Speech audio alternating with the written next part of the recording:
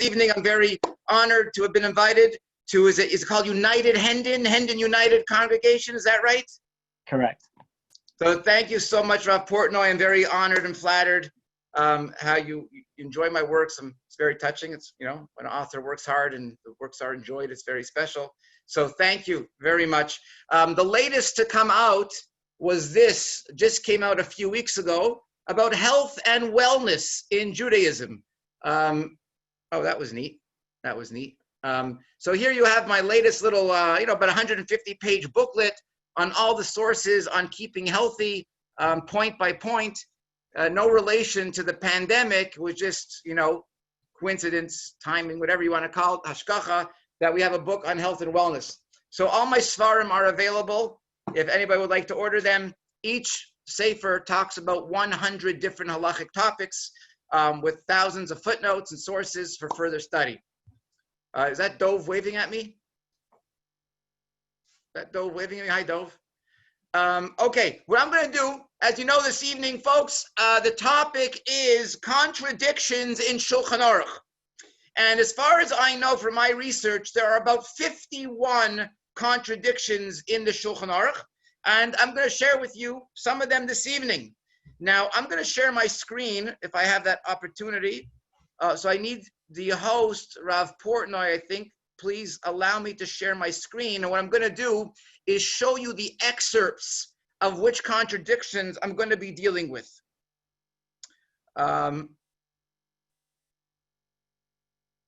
There we go. Screen sharing has been enabled. And you should be seeing a screen right over here. Okay.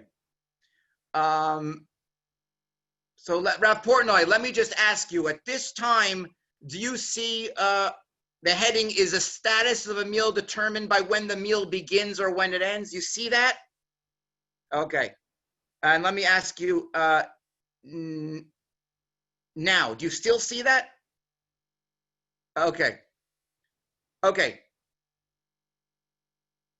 So the first contradiction, ladies and gentlemen, I want to share with you is whether a meal, the status of a meal is determined by when the meal begins or when the meal ends and you recite the Birkat Hamazon. So let's look at two sources. We have in Orach Chaim Kuf Peiches 188 in Hilchos Seuda. The Shulchan Aruch writes, one who was eating as Shabbat concluded should mention Shabbat in the Birkat Hamazon, since the determining factor is the start of the meal. This is true for Rosh Chodesh, Purim, and Hanukkah as well. And this is relevant to many people every single Shabbos of the year, because many people wash for Hamotzi, for Shalosh Shudas before sunset, yet they end up reciting Birkat Hamazon after dark. It's no longer Shabbos, it's after dark. Do I say Ritzei in the benching or not? So over here, it's very clear. One who is eating a meal, Shabbat ended, doesn't matter. You still say Ritzei because it goes by when you begin the meal. Okay, seems to be very clear cut.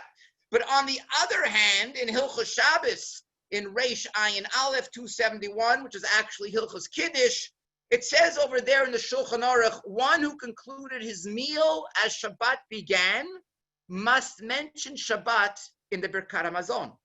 This seems to imply that the status of a meal is determined by when the meal ends. You see, over there in 271, the case is you began a meal Friday afternoon and you didn't get to bench before Shabbos began, and now you're benching. You say Ritzei because ultimately, right now, it's Shabbos. It's a contradiction.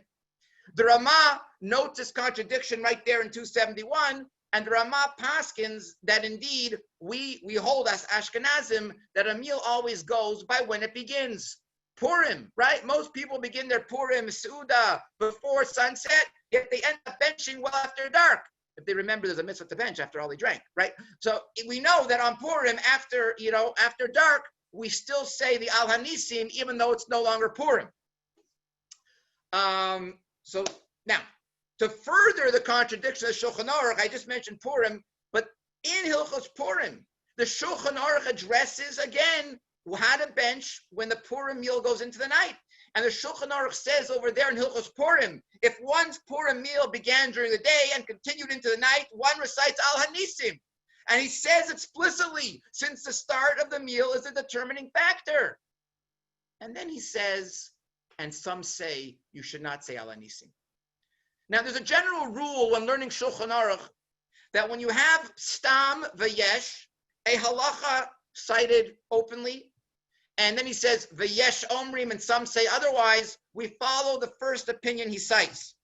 So it seems by Hilchos Purim, where he says you still say Al Hanisim even though it's no longer Purim because the meal began on Purim, that's the first halacha, it seems to be that's what he holds.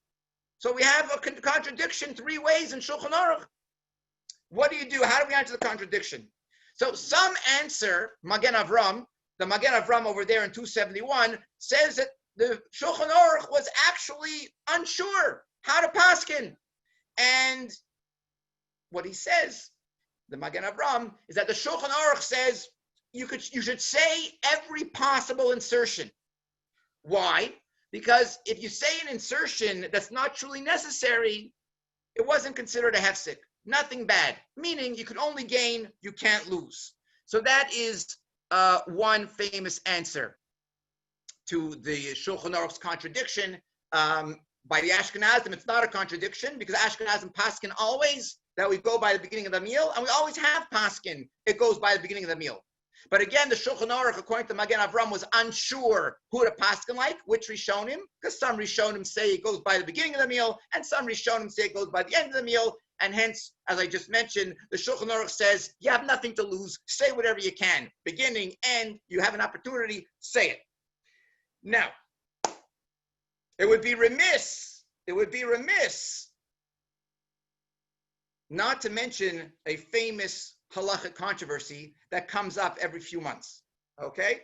And the question is like this. What do you do on Shabbos? And Motzei Shabbos is Rosh Chodesh. Shabbos is Shabbos. And Motzei Shabbos, Sunday, is Rosh Chodesh. And you began your Shalosh Shuddis before sunset, as you should. And you continue after sunset. Dark, Shabbos is over, it's Rosh Chodesh. What do? Do you say Ritzei? Do you say Yalav Yavo? Do you say nothing? Do you say both?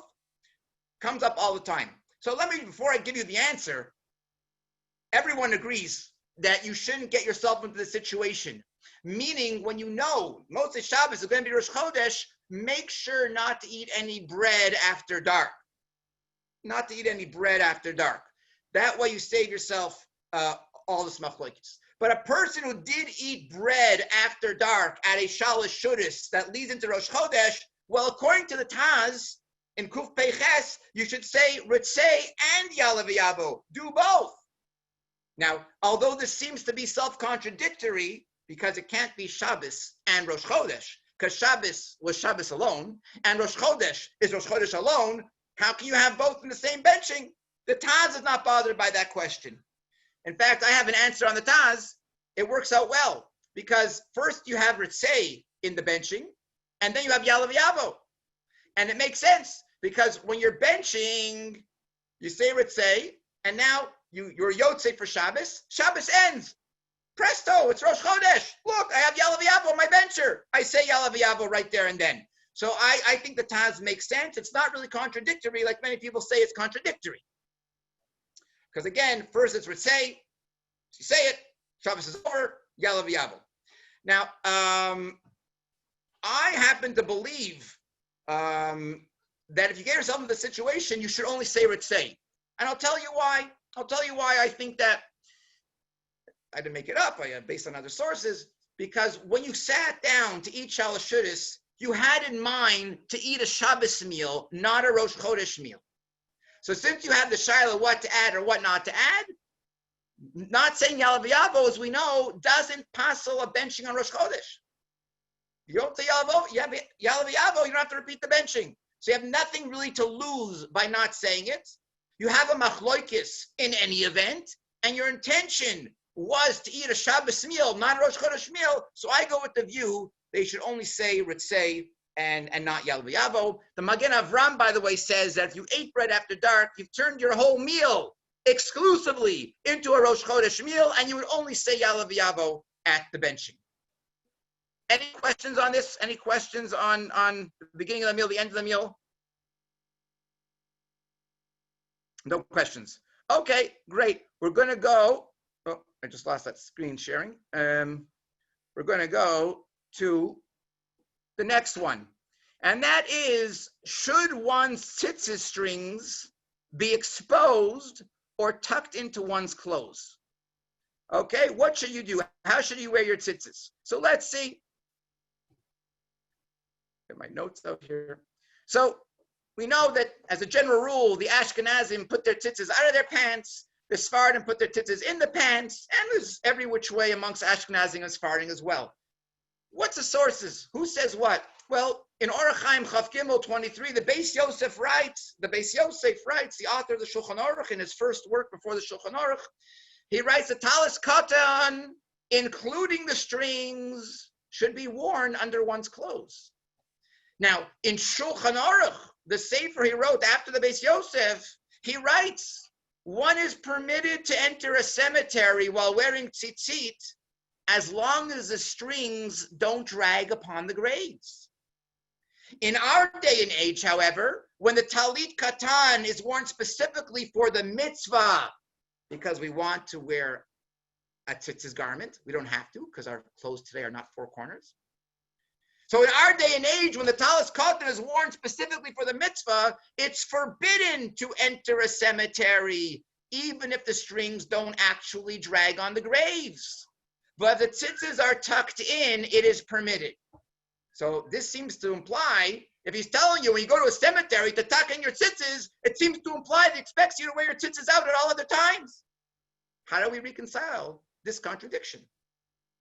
So it appears that the Shulchan Aruch prefers that one wear one tzitzis out, even though most Sephardim put them in, but it should be out. And in fact, if you look at the Beis Yosef, not only does he want the tzitzis to be out, but he wants the entire tzitzis garment to be out, like the Hasidim. Many Hasidim wear their tzitzis over their clothing. Some call it a religious bib, okay? But there is an opinion like that. It's based on the Beis Yosef. That's where the Hasidim get it from.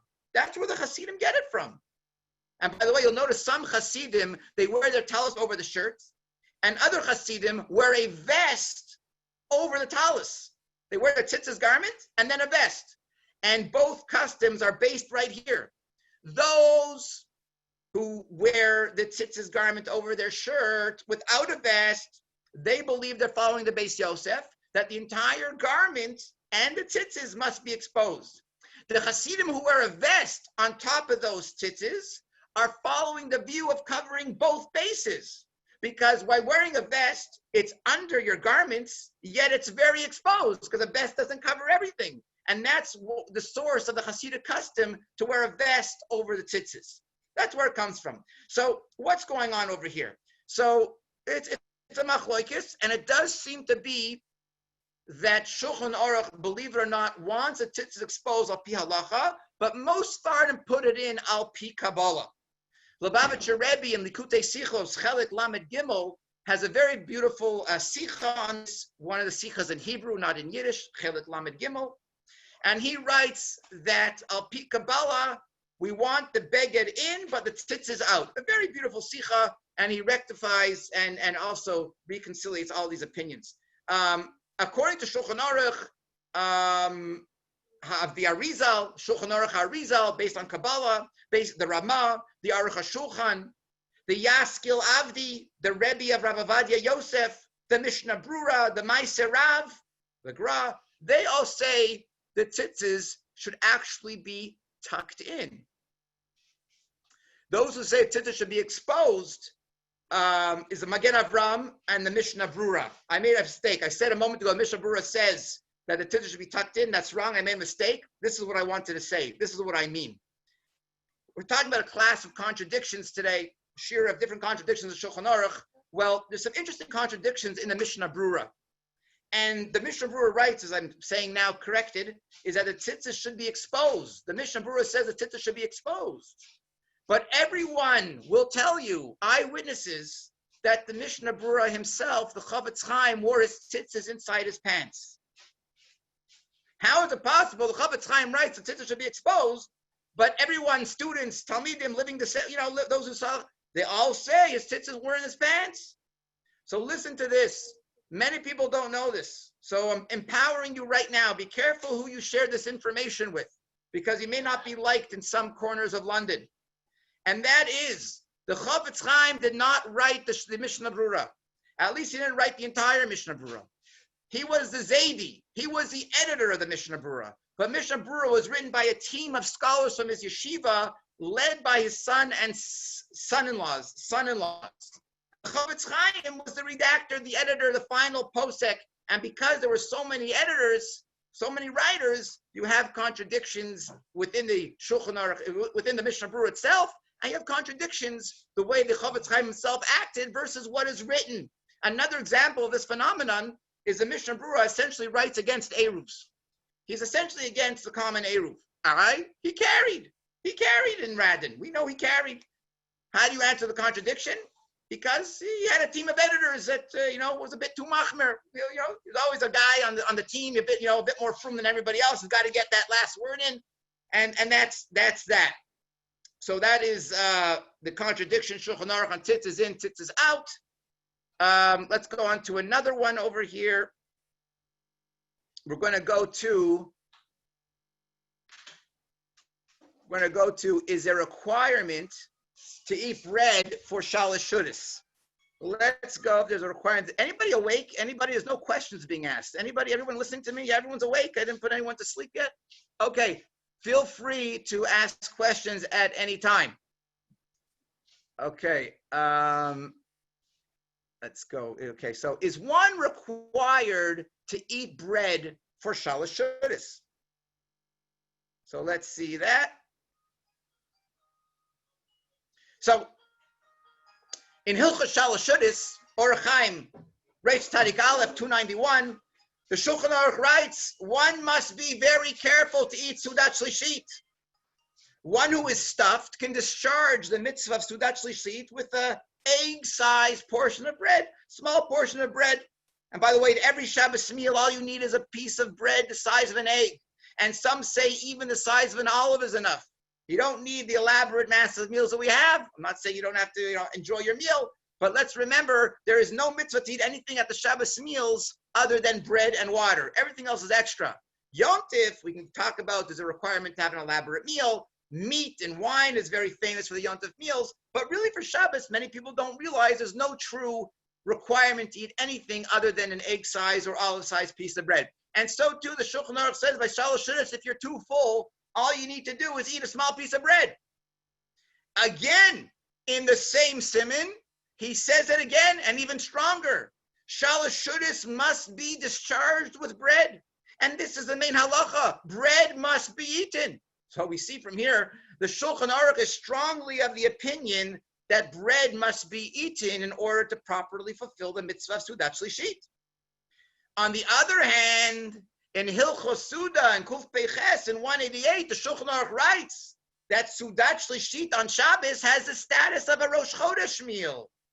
And therefore, if Ritzei was omitted from the benching, from the Birkat HaMazon need not be repeated.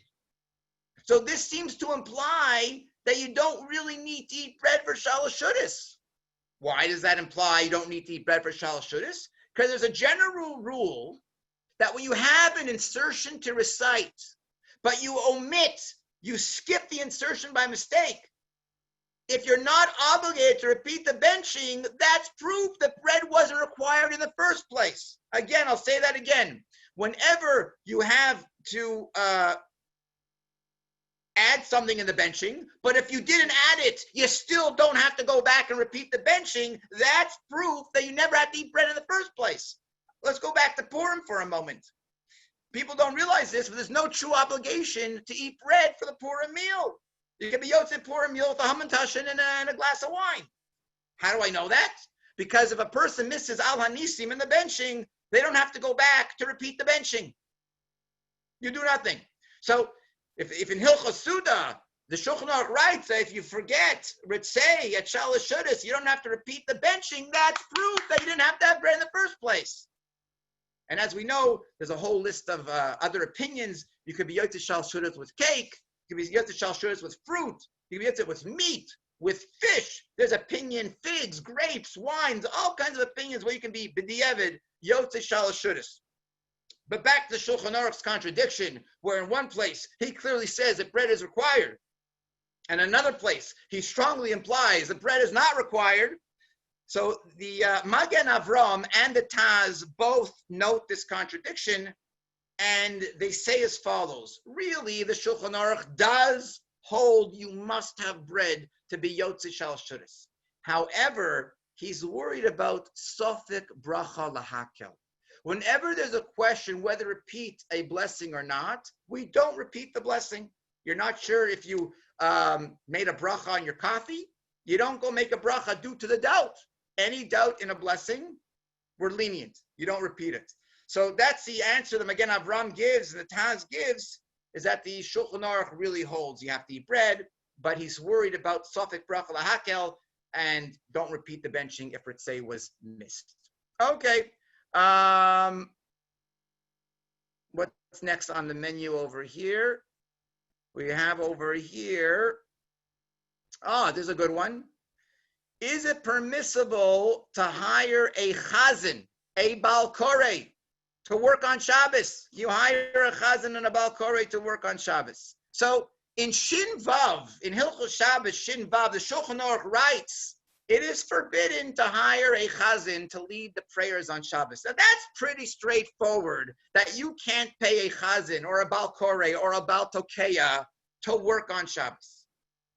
But on the other hand, in Hilchos Rosh Hashanah, he writes, the Shulchan Aruch writes, one who takes a salary for blowing the shofar or leading the services will never see blessing from that money.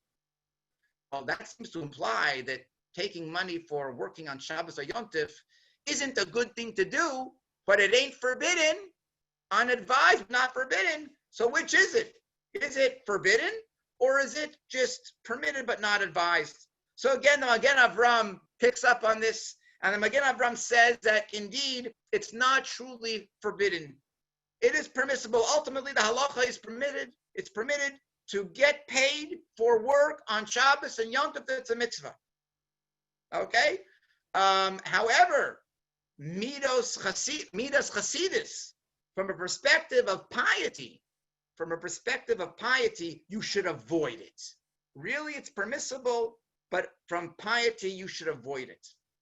And on that note, many of the contradictions in Shulchan Aruch, especially in sensitive personal marital issues, you'll find that Shulchan Aruch has a lot of contradictions in marital behavior, from Reish Mem, chapter 240, in Orach Chaim, and also in Siman Chaf, Chaf Aleph, Chaf Gimel, in Even HaEzer. Very radically different rulings on personal behavior.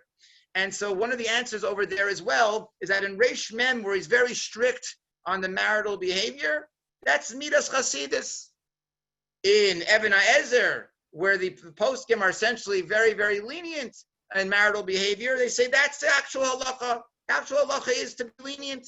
But those who are on a high level, want to strive for extra piety, should follow the rulings in Reish Mem in 240. So that's that answer over there. It's another contradiction. Let's go on to something else over here. What else do I have for you?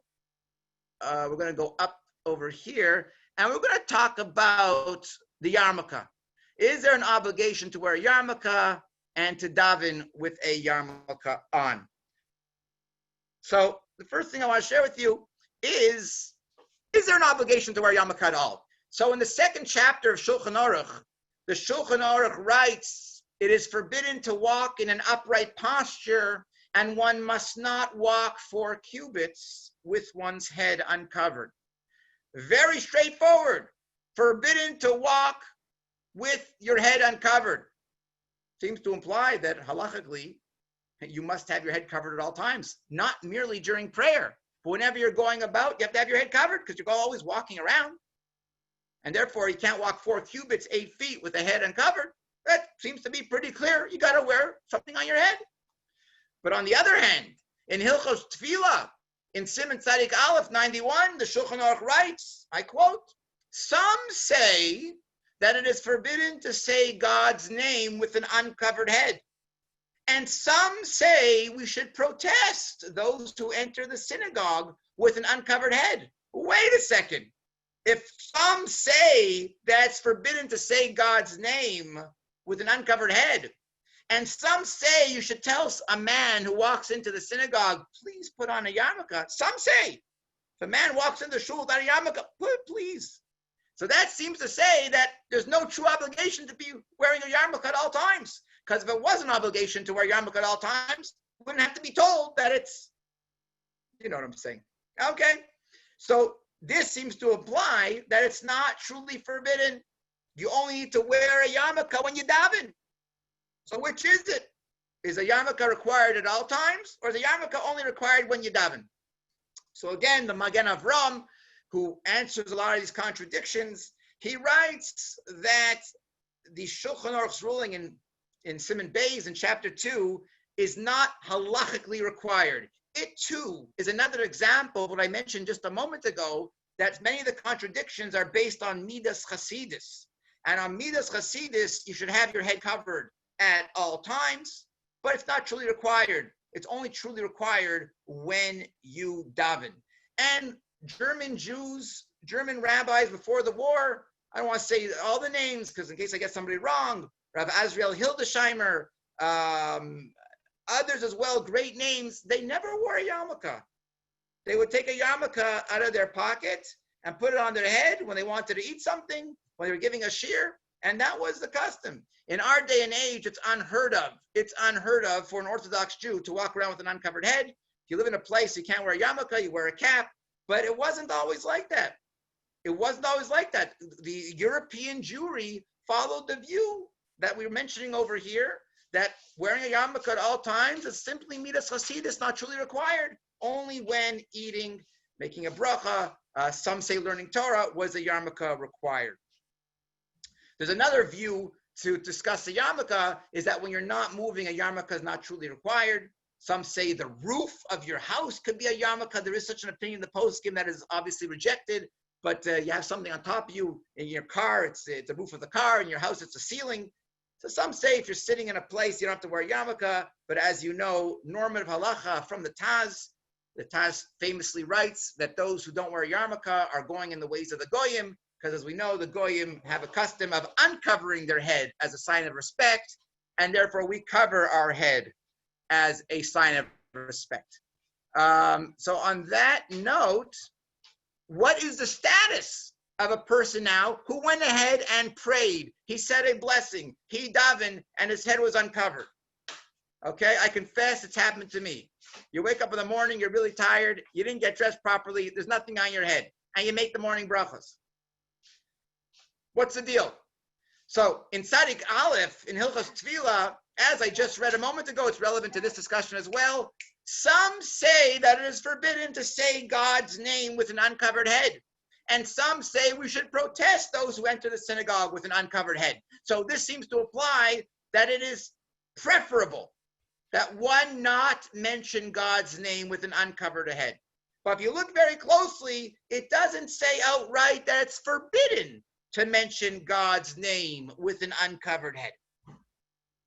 On the other hand, in Siman Reish Vav, in Hilchos Brachos, the Shulchan Aruch writes, I quote, even if one is not naked, but one's heart sees one's nakedness. Let me just comment on that for a moment. There is a term in Hilchos Tefillah, in the ways of getting dressed and davening, that your heart may not see your nakedness.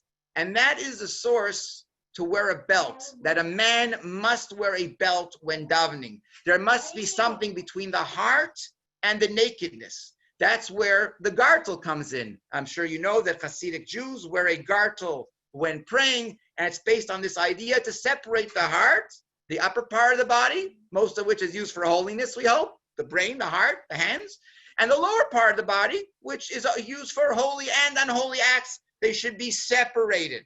The halacha is you don't have to wear a gartel as long as you have any separation. Some say you British people, you don't call it You don't call it pants or trousers or something. I forget, there's a word, there's a difference over there. We call this garment on our body underpants. I don't know if you call it that. But anyways, some say you're yotze with the underpants or even the pants itself. Or you call that trousers, I think. So as long as you have something going around your waist, you're yotze. But if you're in Morocco and you're wearing the gown, okay, you're in Abu Dhabi and you're dressing up like a local wearing a long gown and you don't have underpants on, I hope I'm using the right word, the Hanes, okay, fruit of the loom, that stuff, you're not allowed to daven. You're not allowed to daven because even though you're covered, but your heart sees your nakedness. There's got to be an internal separation between the heart and the lower body. So on that introduction, let me just quote that again. So in Hilchos Brachos, even if one is not naked, you're wearing a Moroccan gown, an Abu Dhabi gown, if one's heart sees one's nakedness or one's head is uncovered, it is forbidden to recite a blessing. So this seems to imply that reciting a blessing with one's head uncovered is completely forbidden and hence maybe invalid as well. There's also in Hilchos Tefillah another source that one should not stand to recite Shemon Esrei with an uncovered head. It's another source, by the way, I didn't mention a moment ago, that seems to say you don't truly have to wear yarmulke at all times. Because again, by Shemon Esrei, it says one should not stand with an uncovered head for Shemon Esrei. So obviously, if he has to tell you that, that means you weren't wearing a yarmulke perhaps earlier in the day. So this seems to imply that only Shemon Esrei with an uncovered head is a problem, but maybe other brachos might be permissible. And this is the view of the Abiyah Omer, Rav Ovadia Yosef. And he says that the ban on prayer with an uncovered head, even b'diavad, is only by Shemon Esrei. A person who davens Shemon Esrei with an uncovered head has a big problem. But other brachas recited with an uncovered head, b'diavad, you don't repeat the blessing because of Safek bracha lahakel, and maybe you didn't truly need to have your head covered in the first place. So Safek bracha lahakel. So just on that, I mentioned a moment ago, morning brachos, contradictions, a bit of contradictions. Here's a contradiction, another topic of mine, a favorite topic, is contradictions between the Mishnah Brura and the Aruch HaShulchan. And very often we're torn by what to follow. The Mishnah Brura and Aruch HaShulchan are the two major poskim of recent times. They lived at about the same time. They quote each other a few times. What do you follow? What do you follow when there's a machloikis Mishnah Brura and Shulchan Aruch? So Hilchos Brachos is a famous one. In Siman Mem Vav, I'm going to just say hi and so you can see me now because I'm just going to talk a little bit more. But in Siman Mem Vav, in Mishnah Brura, he says the morning blessings should be recited in shul.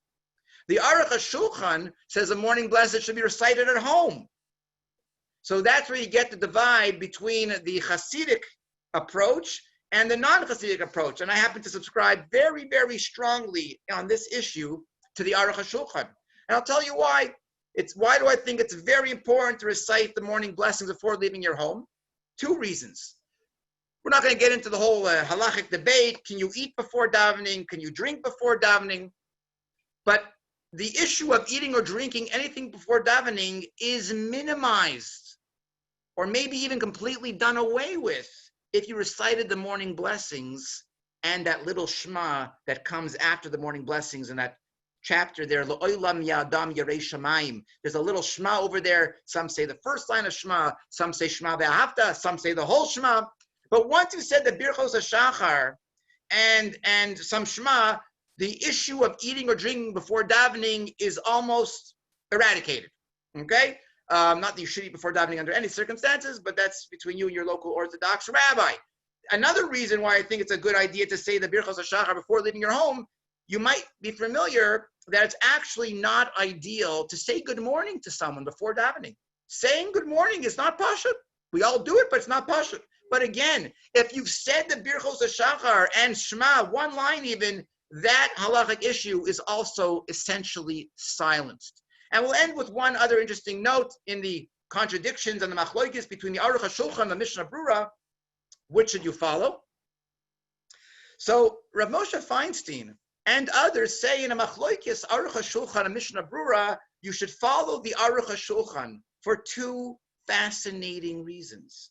One reason he says the Aruch HaShulchan takes priority is because the Aruch HaShulchan wrote on the entire Shulchan Aruch, and the Mishnah Brura only wrote on Orach Chaim.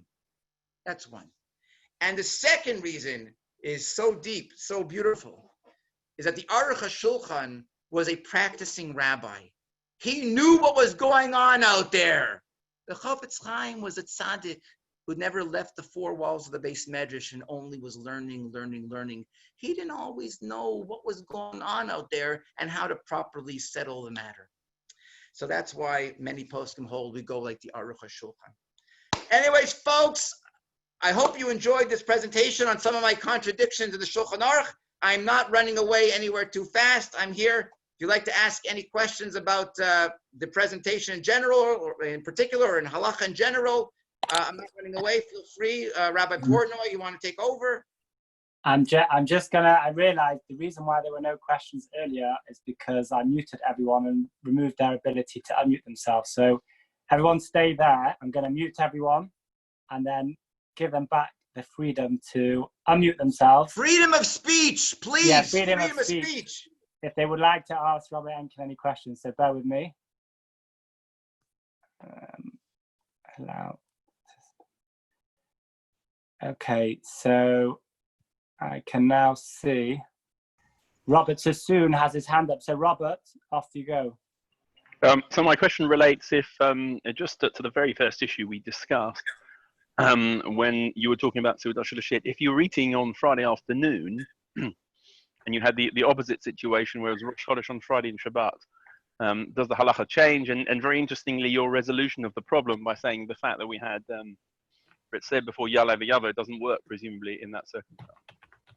Very good. It seems to be unanimous that if you're starting a meal Friday afternoon and you're benching into Shabbos, and as like you said, it's Rosh Chodesh, you would say Ritzei and Yalav Yavo according to the Shulchan Aruch.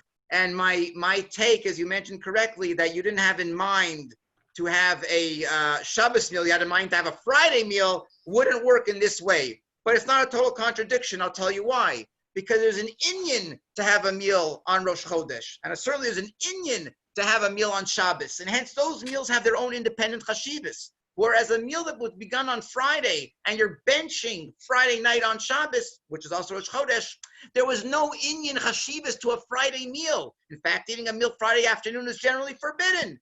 And hence the Kedusha of Shabbos and the significance of Rosh Chodesh would kick in even here, even though you intended to have a Friday afternoon meal because of the chashivas of the day that you currently find yourself in right now. Any other questions? You said about tzitzis. Can you hear me? Yeah, I hear you. Yeah, there was a famous rabbi dying here who felt that you shouldn't show your tzitzis because he said "Urisim oso" rather than "laharas oso," and he was a famous dying, and he felt that you shouldn't hang your tzitzis. Now it's virtually universal that everybody's hanging their tzitzis out. But in 20, 30 years ago, it wasn't seen, and his idea was liros rather than laharas to demonstrate. I've seen many interpretations of why in and why out, but that one I have never seen. Never seen, but okay, perhaps it's legitimate. Okay. Anyone else? Okay, I'm conscious that Rabbi Enkin is 2 hours ahead. So can I just ask a question? Sure, who's Yes. that? Yeah, it's Bob Kaplan. Sorry, I can beat the video. I just caught you when you said that maybe the Shulchan Aruch and others are working on different levels, some for the Hasidim and some for perhaps not quite such a high spiritual level. Was that right? Okay, let me just correct you right there. Midas Hasidus does not refer to the Hasidic movement or the Hasidic people. Midas Hasidus is a general term for those who strive to do a little bit better. So my question is, if you're quoting a book of law, which essentially what this is, why would a book of law have different levels of commitment? Okay, that's very good. And that you find all over the place, especially Shulchan Aruch onwards. And that's because there was Machlokes Rishonim. And all the Rishonim had different opinions of what to do. And the Mishnah Brura, his approach in halacha, by the way, this is always cover your bases. The Mishnah Berurah Shita in Pasking Halacha is cover as many bases as you can. And hence, you have the normative Halacha. You're following the Rif, the Rambam, the Rosh. These are, heavy hitters, These are major. But there was also Rishon X, Y, and Z that suggested doing this. And you know what? We're talking about an issue maybe that's Doraisa. You might want to follow Poskim X, Y, Z, Rishonim X, Y, and Z. It can't hurt. So we have that all over Halacha. Kashrus and Shabbos are two perfect examples where you have basic level Kashrus and Mahadran level Kashrus. And it's based on the same idea that ultimately those who eat the regular kosher are acting as Torah Jews. But, a lot of kashrut is a doraisa. You want to be a little bit more careful, so you try and go for the glatt kosher. Does that explain it, Robert? I find that a bit problematic, I have to tell you, because an authoritative book should be an authoritative book. Sorry, so the Rambam was written that way. The Rosh was written that way. The Rif, especially, was written that way. This is the law. But later halacha evolved into a 2- and 3-tiered system. That's the reality. That's the absolute reality. And that's what Judaism is today. Okay. Bob, Rabbi Ginsbury here. Yeah. When you were Gabbai of the shul, how many times did we have the conversation about the gold standard, the silver standard, and the bronze standards? Okay, and? So you should know the answer by now. That's halacha. I've been doing it for 20 years. I don't want to let it go too long because Rabbi Enkin is well past. Next question, Myron, over to you. Thank you.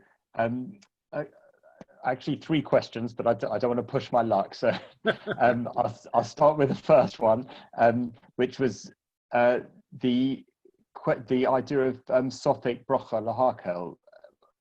You mentioned that in terms of Ritzei, and also to do with the Shemona Esrei and wearing a yarmulke, I think. So for the Shemona Esrei, I didn't give a conclusive answer to that issue. But yes, as a general rule, Birkat HaMazon, repeating the benching, is a matter of reciting extra blessings. And when there's a doubt, at any time, at any blessing, whether the blessing should be recited or not, we say not to recite the blessing. So I didn't understand how that worked in terms of Ritzei. Because if Shalosh Shudis, you don't truly need bread. And hence, if you miss Ritzei, you don't have to repeat the benching. So even though there's an opinion, the Shulchan Aruch, that you must eat bread in deference to the view that bread is not truly needed, which he doesn't hold by. But in deference to that view, we're not going to possibly get involved in reciting 4 blessings for no good reason, the 4 blessings of Birkat HaMazon. Thank you. Okay, Paul, final question. Yeah, good evening, Rabbi. Excuse my lack of knowledge here. The Aruch HaShulchan was written by whom, when, and where was he living at the time, please? Okay, so I'll get it right. You're Rabbi Epstein. I never go far away without my Aruch HaShulchan. It's always very close to me. And the author is, of course, Rabbi Yechiel Michael Epstein from Novardok. And I think the date was published as 1933. Seems to ring a bell. And the Chofetz Chaim was living when, please? So he died in 1933 in Radin. Right, so there is a sense of precedent here. The later authority overriding the earlier authority. Is that possible? I'm not American, but I like Trump. It's okay, you can say Trump. I'm Canadian, Baruch Hashem, but I like Trump. No. The concept you're referring to, halacha kedabasra, we go for according to later authority, would not apply to so close. It refers to different generations. Okay, thank you. Thanks, Paul. Okay, Rav Portnoy, I'm going to head to bed. Rabbi Ginsbury, over to you to wrap up. Thank you. Rabbi Enkin, first I have a grus for you from your success in Edmonton, Rabbi Daniel Friedman, who is now the Rovin Hamster suburb and the Shochan Tov of mine, who especially sends you regards and was delighted you had a program with you. I have to say it's been an absolute treat and delight for us this evening to hear such a clear presentation of halacha in a way in which you really show us a mastery on a number of different subjects, and intrigued and enticed us into thinking more about the basis of learning halacha and the way in which one appreciates those different levels, those hadrogas of the halachic process. And that really is a great gift, and something which I think these past 3.5 months of lockdown, we've had so many different styles of presentations, but nothing which has been yored l'umkesh halacha quite like you've done for us tonight, and illuminating in this way. So we're very, very grateful to you, to Rabbi Portnoy, for making the connection and hosting it on his Zoom channel this evening. And you should only go meichayil el choyil in your wonderful endeavors and your sforim that you've shared with us just a little bit of this evening. And I'm sure people want to follow up, and that we'll hear a lot more of and from you over the years in the future to come, Yud Hashem. And we should all have the brachas of refuahs, yeshuas, and nechamas that we need. And we should meet together with the rischa d'oraisa, that burning passion for Torah, which was behind every word that you share with us this evening. Thank you for that inspiration. Thank you for the simulation. And thank you for taking us through this 45-minute journey of the Yam Shel Talmud Ka'alocha, of Dvar Halacha Ka'amitai. It's been beautiful hearing you this evening. Thank you very much for sharing with us. Thank you, Rav Ginsbury. Thank you so much for those kind words. Thank you, Rav Portnoy. Thank you, Kenny. Thank you for all those who I've met in the past and in the future. And I'm always available. You can all get my WhatsApp as needed through Rabbi Portnoy. And I hope to see you again. Thanks very much. Thank you. Laila Tov, as we say over here, Laila Tov. Laila Tov. Have a good night. Thank you very much. Thank you.